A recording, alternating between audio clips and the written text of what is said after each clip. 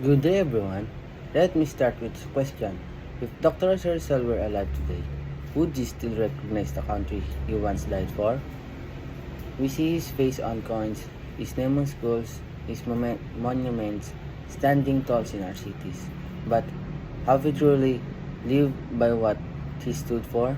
Or has Rizal become just another symbol, respected but no longer reflected in who we are? This brings us to Renato Constantino Ball's challenge. Our task is to make Rizal obsolete. Now that sounds shocking, right?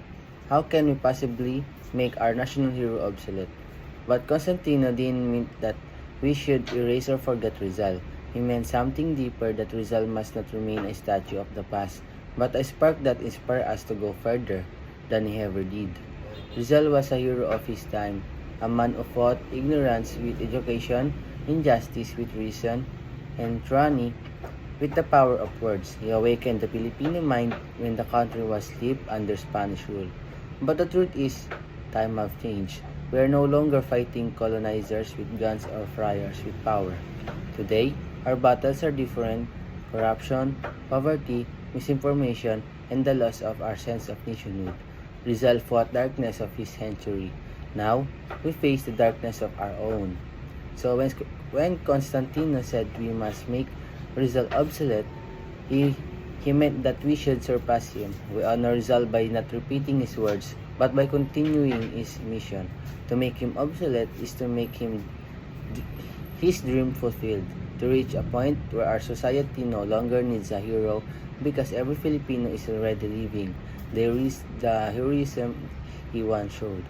When a student questions injustice instead of accepting it, Rizal lives. When a scientist uses knowledge to serve the country, when ordinary citizens stand up for the truth despite fear, and when we finally build a nation that no longer needs to look back just to remember what bravery and intelligence mean, then have we made Rizal obsolete. My question is, so can we make Rizal obsolete? For me, yes, but not forgetting him. We make him obsolete by becoming him, by transforming his ideals into action, by continuing the revolution he began not with bullets but with ideas. Rizal's dreams was never about being worshipped.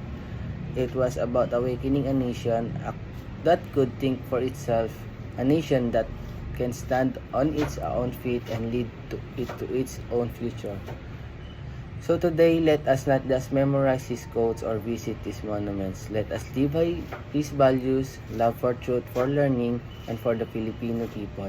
Because when we finally live like that, then Rizal has truly done his job. Then his mission is complete.